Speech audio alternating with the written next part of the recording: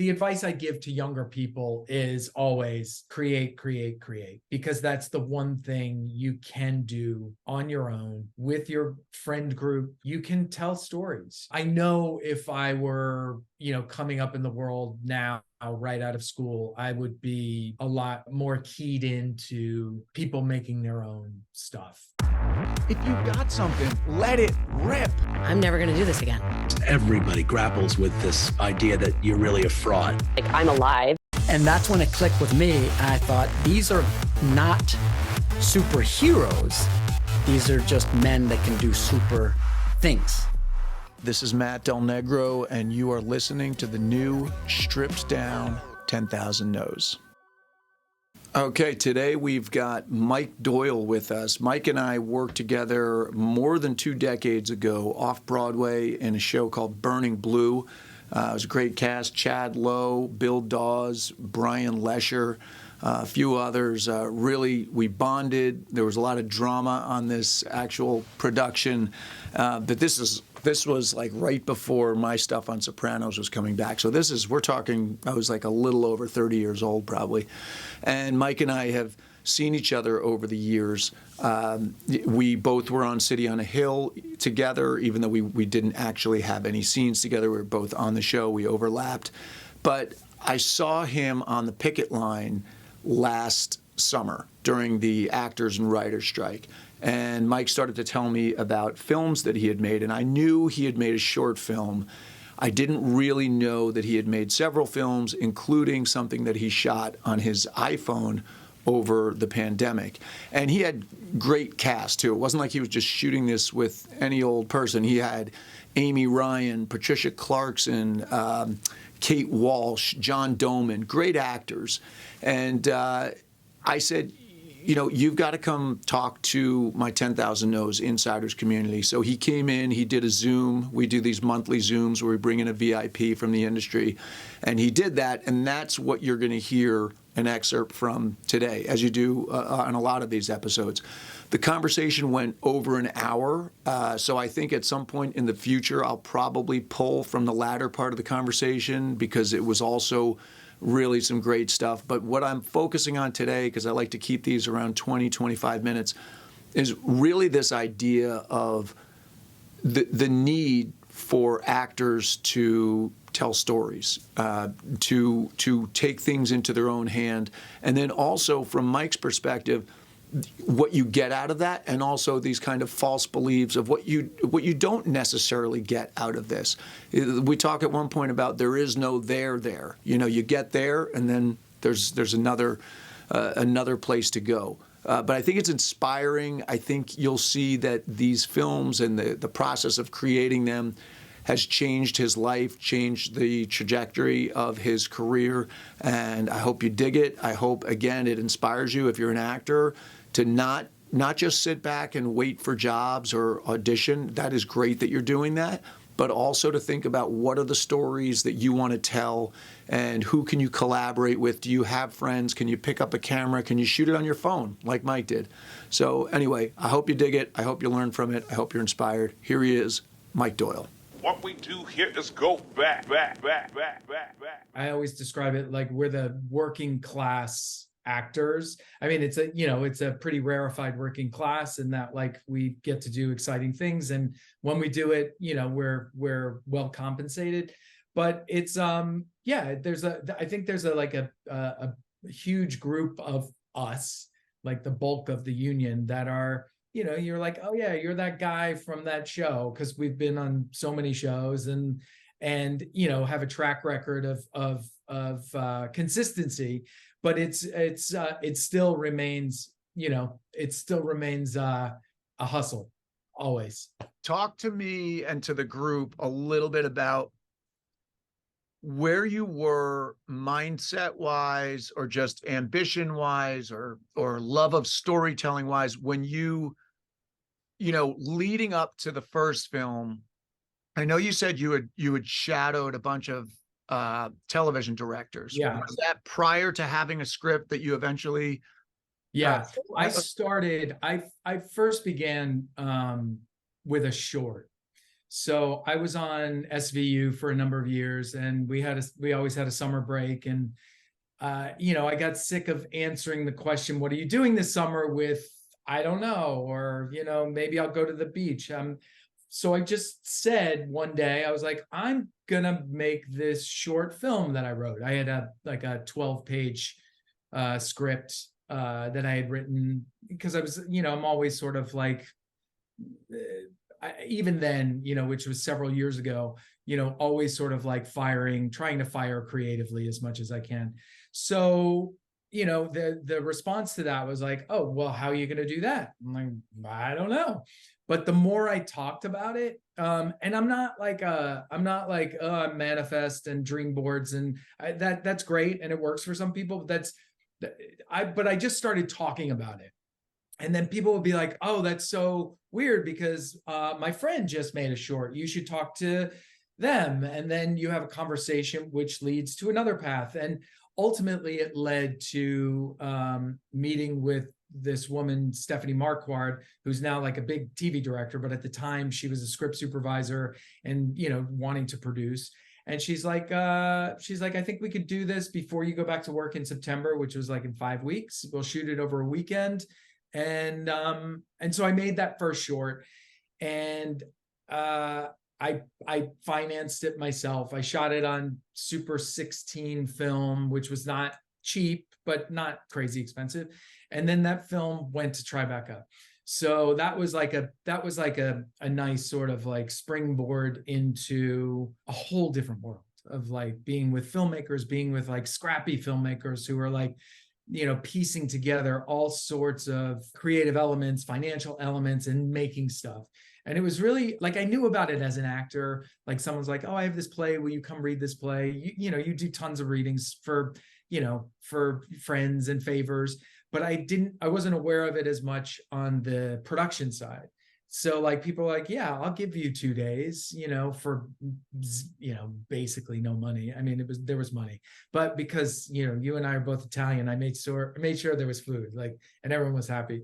So, I thought like being in Tribeca with a short, like that this was going to be some golden ticket, and I was, going to be directing the next Star Wars movie, which of course that is not what happened. But it certainly opened doors, and it made me a director, a writer and a director. And then I, always wanted to make a feature, and I had some pretty ambitious ideas that were sort of hard to get off the ground just because they were too big. And then finally I was like, I am going to write a film about a group of New Yorkers spinning their wheels in love, life, and relationships, a la, great romantic comedy set in New York of yesteryear. And then I went through a huge breakup, and I was like, it was sort of like it wasn't really revenge, but I was like, I'm gonna, because I don't know, Matt, if you're a similar way, but like, I have a lot of projects that are sort of at 95%. Like and that last 5% is so hard, like to just take it over, into like reality. And so I'm like, I'm going to take this and I'm going to try to make it happen. Again, it was a series of conversations. So my film school really has been on the sets that I've worked on as an actor. And I think over the years, it's a few hundred of them, just because with episodic, and they're all different because there's always a different director. And so I always asked my stand-in, I'd be like, hey, you can sit this one out because I'll stand in, because I want to know what that guy is doing and what does it mean when they like lay dolly track here and they're lighting from here. I was always, insanely curious. And I worked with people who allowed me to ask questions. And whenever I direct now, I'm always like, anybody who wants to come to Video Village, come and, be part of the process, ask questions and learn. Shadowing directors is in the hope of directing episodic. But when you have, a multi-million-dollar franchise, they're not so likely to give you the keys to the car. So I became really frustrated because I shadowed for years. I shadowed on everything. And I was like, I just want to do it. And so that was also one of the motivating factors to make the feature. Question. When you shadowed, would you be with that director every day that they were shooting all day? Yeah, you're in pre-production, you're rarely in post, but you're in pre-production. So you go to all the meetings, which were all super mysterious because we're not invited to tone meetings. We're not invited to casting sessions. So yeah, so you're with them and you sit next to them while they're doing the thing. And depending on the director, some directors you don't have as much interaction with. But there was one director, Bethany Rooney. She directs tons of episodic, and she was writing a book at the time. So she said to me, she's like, I want you to shot list the entire show, which was a very difficult thing to like get my three-dimensional mind to put it action in two-dimensional space efficiently. And so she would work with the actors, she'd set up the shots, and while they were lighting, she's like, show me what you have. Because her idea was like, you can direct a scene 100+ different ways, but you just have to justify it and you have to make sure the story is being told. So I would be like, oh, here, I actually started close and then I stayed in mediums and then I pulled back to a wide. And she'd be like, well, what about, the special bottle of wine that this character is giving, the other character in the scene? I'm like, oh, well, I got it on this coverage, whatever. It was incredible learning experience. And so I tried to like, just see like, I did a film with Karin Kusama, who's just phenomenal. She directed the pilot of Yellow Jackets most recently, but she won Sundance years ago with Girl Fight, and she did Destroyer and Aeon Flux, Jennifer's Body. But she liked to rehearse with actors, and which you rarely get. A film, you don't get a day or two of rehearsal prior to the actual shoot. Like and she said so not like Sidney Lumet where you would be there for like 2 weeks. No, a truncated version of that. But the value, like that was a piece I took from someone, and I only had a day on my film because we didn't have time and money to do it. But it was, it saves a lot of time. So just getting back to making this film, I was doing fundraising in politics in the last campaign, and I learned very quickly that asking for money is like being an actor, because you ask for something and people say no, and so you're like, oh, all right, thank you, and you move on to the next. But for me, because they weren't saying no to Mike Doyle, I'm like, this is fucking easy. I'm like, and they were like, the first, I had to, it was a big ask of like $30,000 to this donor who had given lots of money. And I'm on the phone, my team is looking at me, and the guy was like, he's like, look, we're just tapped out right now. Sorry, good luck with the campaign, but maybe in a few weeks. And I was like, great, thanks so much. And they hung up, and the team was like, oh, I was like, oh no, I'm good. I'm good. Like, that's not rejection to me. So I knew that it might come in handy when I was trying to raise money for this film, and it did. It's not to use a cliche, but Rome wasn't built in a day, nor was this film. There were lots of like stumbling blocks. There were lots of like crises at every turn. I lost a key cast member who was attached to the project for 2 years, who had an Academy Award nomination. Making the film was sort of the culmination of my experience as an actor and my experience as a member of this like very supportive community. And yeah, life-changing. Were they stories that you felt you had to tell, or was it like, I'm not getting my due? Because I think yours is interesting, because did you act in any of them? No, none of them. So no. That's interesting, because a lot of actors turned filmmakers will put themselves in the film. Yeah. So I'm imagining, and you tell me, are these stories that was it a hankering for these particular stories, or for the expression that you weren't getting as an actor who is working a lot? But, I'll speak for myself. It's been very few times, and usually it's on smaller projects. It's only been like 2 TV projects that I really felt like used me up. Yeah. You know, and a lot of times I'm always feeling like, oh, that was cool. That was fun. Yeah. I wish I had more to do. I think it's both the need to tell stories and also express, because as you know, Matt, like you go on a show, and even if you've got a great part, you know, I had a great part in Jersey Boys that Clint Eastwood directed, and like you pop in for a day, 2 days, then you're off for 2 weeks, and then you pop in for half a day. And so it's like it's like I feel like actors are these thoroughbreds that are asked to trot often, and like you just want to run. And sometimes you get that, like if you've got like some, and for me it's been indie projects, smaller projects as well, that like are, you know, like that are sort of fast and furious. But I think when I made the short, I really loved using my creative brain in a very different way than I had been before. And I liked being on the other side. And when the feature came around, I'm like, people have seen me do a whole bunch of shit. So like, it wasn't like, you know, it was like, and introducing, you know, it was like, people be like, we saw it.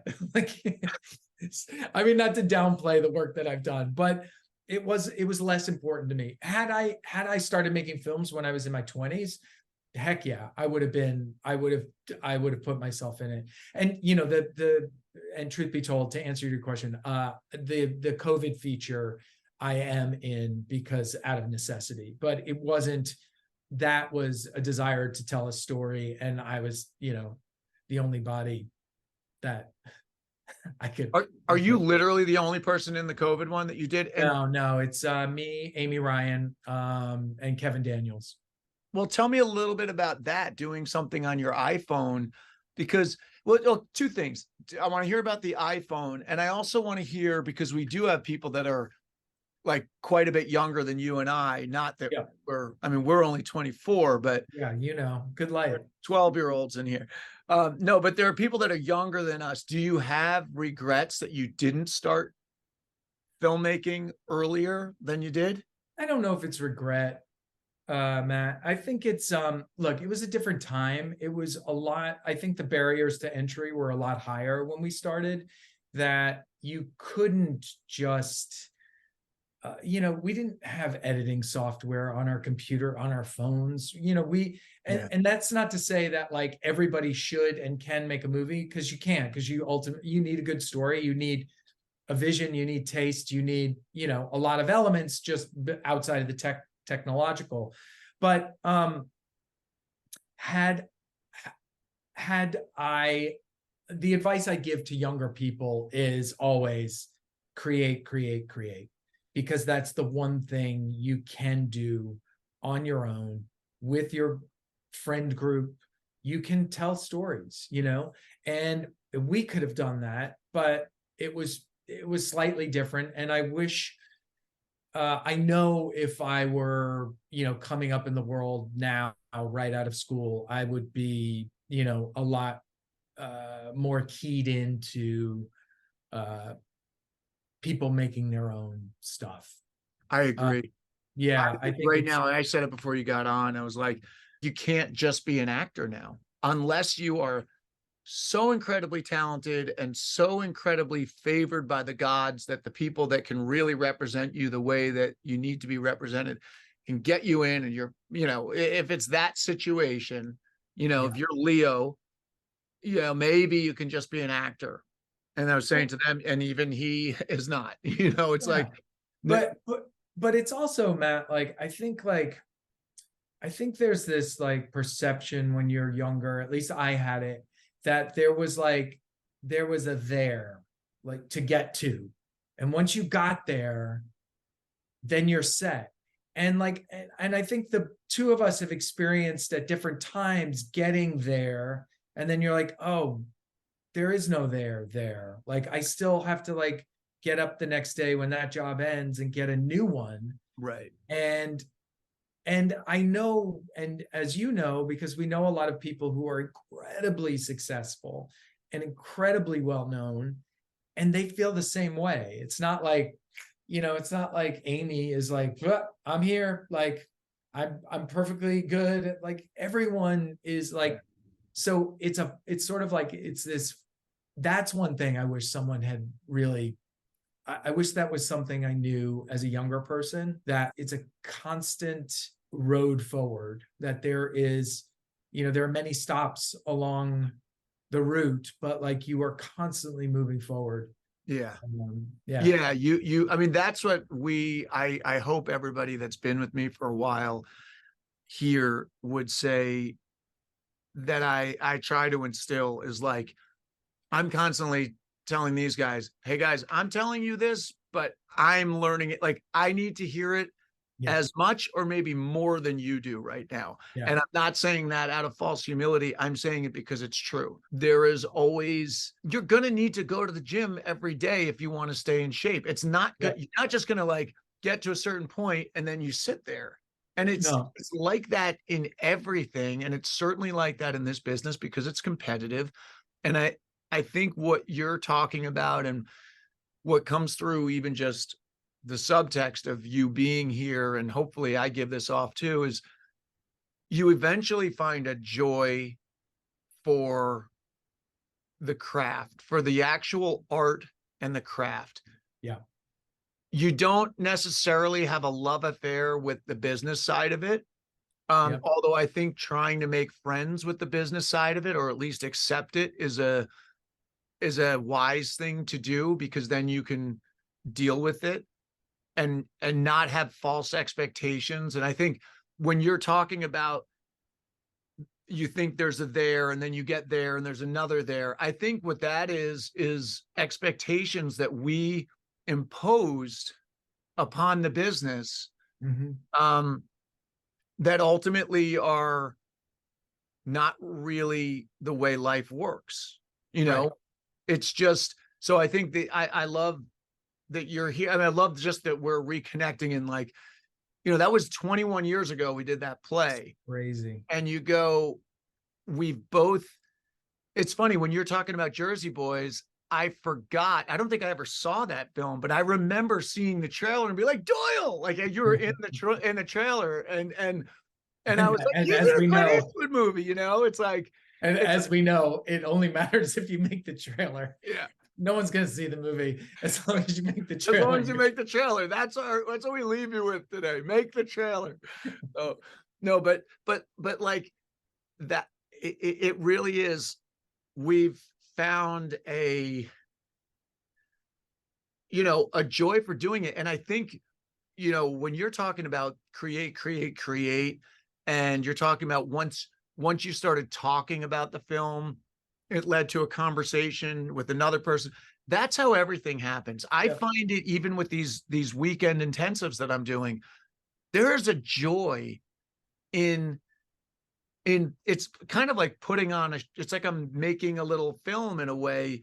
There's a joy in like the hustle of it. There's a joy in the fact that I have an impulse and an energy and I put it in, and then I'm going to get something back from it. Yeah. Like, whereas as an actor, I feel like there are so many cases of putting in right here in this room, making tapes. And it's like pushing against air. Yeah. And after a while that gets frustrating. Yeah.